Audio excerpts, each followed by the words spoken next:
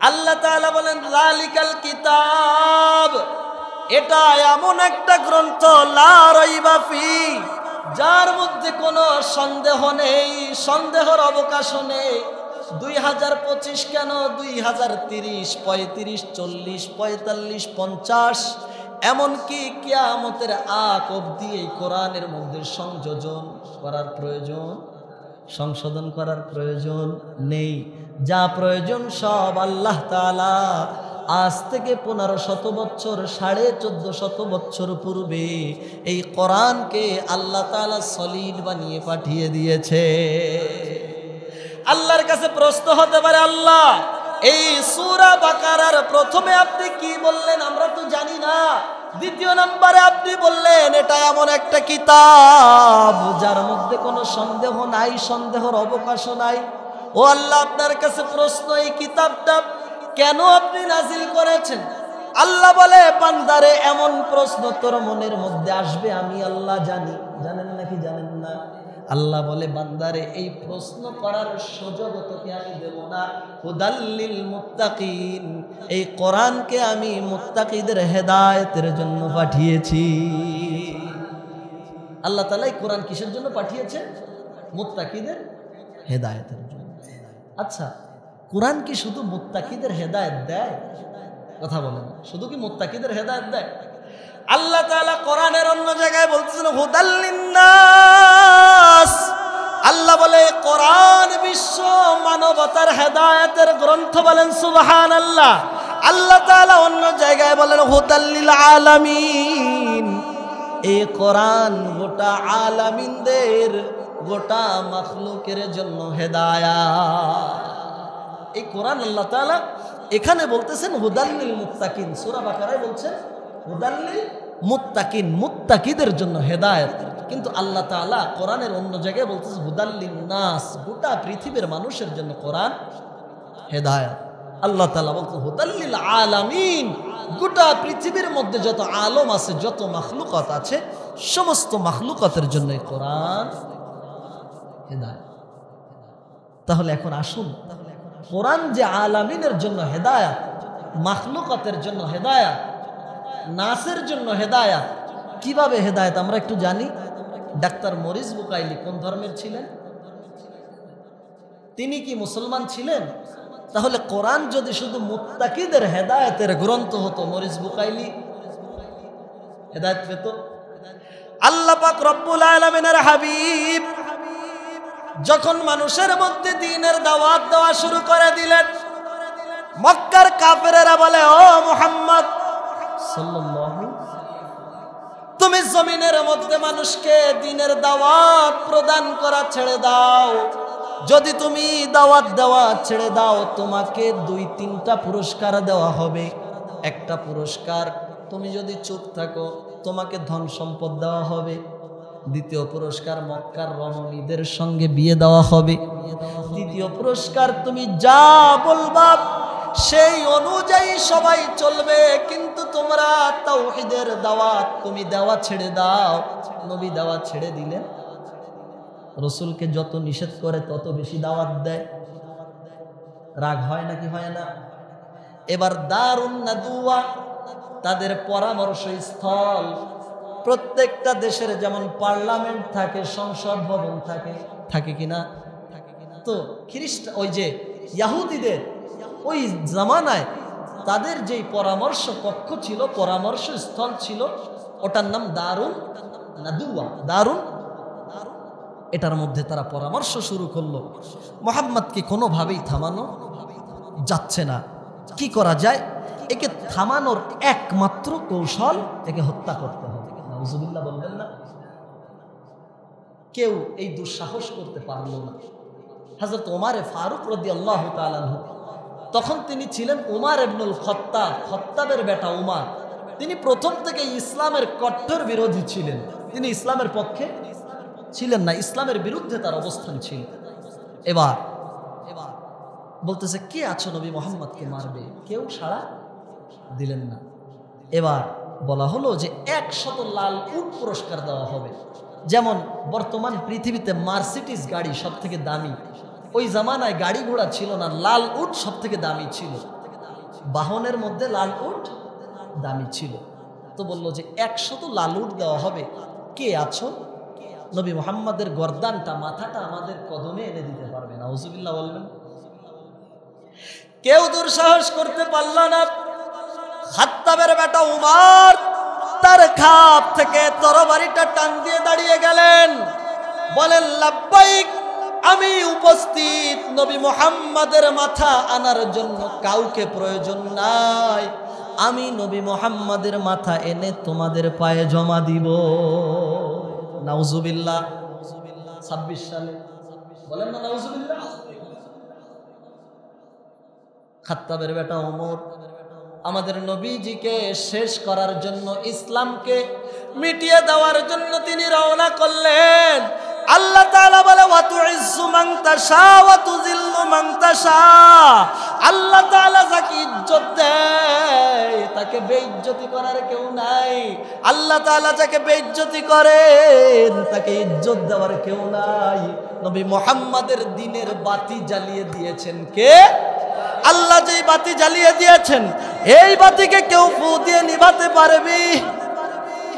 আল্লাহর পয়গম্বরকে হত্যা করার জন্য রওনা করলেন হযরত ওমর।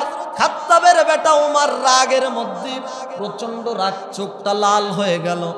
তিনি তরবারি হাতে নিয়ে ছুটতেছেন। প্রতিমধ্যে মুসলিম একজন সাহাবী, যিনি রাসূলের হাতে হাত দিয়ে কালেমা পড়েছেন, নাম তার নুআইম। নুআইম, এই নুআইম বলে, ও ওমর, তুমি কেন এত রাগান্বিত? কোথায় যাচ্ছ? কার সাথে ঝগড়া বাঁধছ? আমাদের সমাজে যখন কারো রাগ হয় বেশি, জিজ্ঞেস করে না, এই মে ভাই এদিকে আসো, কি হয়েছে? বলে কিনা ঠান্ডা করার চেষ্টা করে। তো নুআইম ঠান্ডা করার চেষ্টা করলেন। নুআইমকে বলে যে, এই তুই না কালেমা পড়ে মুসলমান হয়েছিস? বলে হ্যাঁ। বলে আমি তোর নবীর সঙ্গে ফয়সালা করতে যাচ্ছি, তোর নবীর মাথা আমি কর্তন করতে যাচ্ছি। নাউজুবিল্লাহ বলবেন না। নুআইম বলে, উমর, তুমি আমার নবীকে মারতে পারবা না। ও উমর, আমার নবীকে মারতে যাবা? আমি মুসলমান, আমার নবীকে মারার পূর্বে তোমার আমার সঙ্গে যুদ্ধ করতে হবে। নুআইম খাপ থেকে তরবারি বের করলেন। নুআইম জানেন আমি পারবো না, কিন্তু মুসলমান কখনো রাসূলের ক্ষেত্রে আপোষ করে? মুসলমানের জীবন যাবে, রক্ত যাবে, বুকের তাজা খুন যাবে, মুসলমানের স্ত্রী বিধবা হবে, মুসলমানের সন্তান ইয়াতীম হবে, জায়গা জমি সব চলে যাবে, কিন্তু মুসলমান তার রাসূলের ইজ্জতের উপরে কেউ আঘাত আনবে এটা মুসলমান মেনে নিবে। যদিও বর্তমান সমাজে অনেকে মেনে নেয় না। এবার নুআইম তরবারি বের করলেন, ওমরও তরবারি বের করলেন। ওমর বলে, তোর এত বড় সাহস, তুই আমার উপরে তরবারি উঠাস? ওমরের তরবারির সঙ্গে নুআইমের তরবারি, তারা যুদ্ধ শুরু করে দিলেন। আল্লাহ তাআলা ওমরের যুদ্ধের কৌশলকে সবল করে দিলেন, নুআইমের কৌশলকে দুর্বল করে দিলেন। ওমরের কাছে নুআইম যখন পরাজিত হওয়া শুরু করলো, নুআইম বলল, ওমর, যুদ্ধ তো করতেছো, একটা কথা শোনো। কি? আগে নিজের ঘর ঠিক করো, এরপরে পরের সঙ্গে লড়তে এসো। ওমর বলে, কি সমস্যা? ঘর ঠিক করবো মানে? বলে, তুমি যেই নবীকে মারতে যাচ্ছ সেই নবীর হাতে হাত দিয়ে তোমার বোন ফাতিমা, তোমার ভগ্নিপতি সাঈদ, তারা দুইজন নবীজির হাতে হাত দিয়ে কালেমা পড়ে মুসলমান। হযরত ওমরের রাগ বেশি নাকি বাড়ছে নাকি কমেছে? বলে, যাকে ধ্বংস করতে যাচ্ছি আমি চাই সমাজের মধ্য থেকে দ্বীনের প্রদীপটা, দ্বীনের পিদিমটা নিভিয়ে দিতে। আর আমার বোন, আমার বোনাই, তারা কেন কালেমা পড়ে মুসলমান হলো? পরের বিচার পরে, আগে আমার নিজের বিচার। এবার নুআইম বলে, যাও বাড়িতে গিয়ে দেখো তোমার বোনাই এবং ভগ্নিপতি, এরা তোমার বোন এবং ভগ্নিপতি ঘরে একজন খাব্বাব নামে একজন শিক্ষককে রেখে তারা কোরআনের তেলাওয়াত করছে। বলেন সুবহানাল্লাহ। যাও গিয়ে পারলে আগে তাদেরকে ঠিক করো। আমাদের সমাজে অবস্থা, নিজের মেয়ে বের হয়ে গেছে 3 জায়গায়, এটার খবর নেই, ঠিক কিনা বলেন? নিজের ছেলে নেশা করে, এটার খবর নেই, আর একজনের ভুল ধরতে যায়।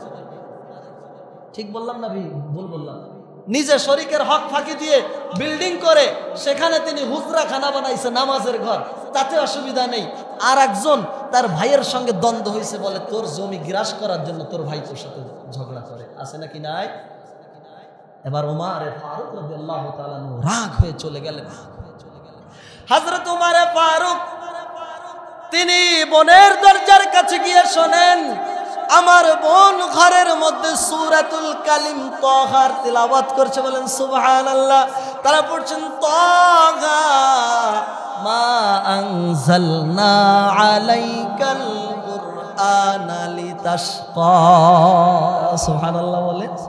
যে কোরআনের দাওয়াত বন্ধ করার চেষ্টা, সেই কোরআন ওমরের বোনের ঘরের মধ্যে। হযরত ওমর বলে, এ বোন দরজা খুলে দে। বোন বলে দরজা খুলবো না, ডাকাতের বোনও ডাকাত, ঠিক না? এক রক্ত তো শরীরে। হয়তো ওমর যদি 100 পাওয়ার থাকে তার বোনের পাওয়ার 80, ঠিক না? বলে দরজা খুলবো না। বলে দরজা খোল, তা না হলে কিন্তু তোকে মারবো। হযরত ওমরের বোন ফাতিমা বলে, উস্তাদ আপনি জলদি করে ঘরের আড়ালে লুকিয়ে যান, আমার ভাই যদি ঘরের মধ্যে প্রবেশ করে আগে আপনাকে হত্যা করে দিবে। উস্তাদকে সেভ করলেন, কোরআনটা উস্তাদ নিয়ে সেভ হয়ে গেল। একটা জায়গায় পলায়ন করলেন, ওমর দরজা ভেঙে ভিতরে প্রবেশ করলো। ভিতরে প্রবেশ করার পর এবার রাগের মাথায় বলতেছে, তুই যে ইসলাম ধর্ম গ্রহণ করেছিস আমার কাছে শুনেছিস। বোনকে শাসানো শুরু করল। এবার বোনাই বলতেছে, যত যাই হোক আপনার স্ত্রীকে আর একজন ধমকাবে, যদিও তিনি স্ত্রীর ভাই হোক, স্ত্রীর পিতা হোক, এটা কিন্তু আপনার ভালো লাগবে না। সাইদ গিয়ে বলতেছেন, ওমর তুমি উত্তেজিত হও না, শান্ত হও। সাইদকে তরবারির উল্টা পিঠ দিয়ে আঘাত করলেন। সাইদ জমিনের মধ্যে বেহুশ হয়ে পড়ে গেল। সাইদের মাথা থেকে রক্ত খনন হওয়া শুরু হয়ে গেল। এবার ফাতেমা বলতেছে, ভাই তুমি ইসলাম ধর্ম আমরা গ্রহণ করেছি, তুমি মুশরিক, তোমার সঙ্গে কোনো সম্পর্ক নাই, রক্তের সম্পর্ক থাকতে পারে, দিনের সম্পর্ক নেই, আমার বাড়ি থেকে বের হবে। সুবহানাল্লাহ বলবেন। হযরত ওমর রাগ করে ফাতেমাকে আঘাত করলেন। ফাতেমা এবং সাইদ জমিনের মধ্যে পড়ে গেল, ঘরের মধ্যে পড়ে গেল। রক্ত প্রবাহিত হওয়া শুরু হয়ে যায়, রক্ত ঝরতেছে। ওমরের রাগ আস্তে আস্তে কমে গেল। বলে, হায় রে, যত যাই হোক আমার বোন বোনাই, তাদের উপরে আমি নির্যাতন করেছি। ডাক দিয়ে বলে, বোন ও বোন রে, তুই যখন ঘরের মধ্যে কোরআন তেলাওয়াত করছিলি, দরজায় এসে আমি কোরআনের তেলাওয়াত শুনেছিলাম। কি পড়তেছিলি আমাকে একটু শোনা। বলেন না সুবহানাল্লাহ। বলে, কি পড়তেছিলি আমাকে একটু শোনা। বলে, না ভাই তোমাকে শোনানো যাবে না। বলে, না শোনাস, ওই বইটা আমার কাছে দে। বলে, ও ভাই তুমি তো মুশরিক, তোমার তো ঈমান নাই। মুশরিকেরা আল্লাহর কালাম ধরতে পারে না।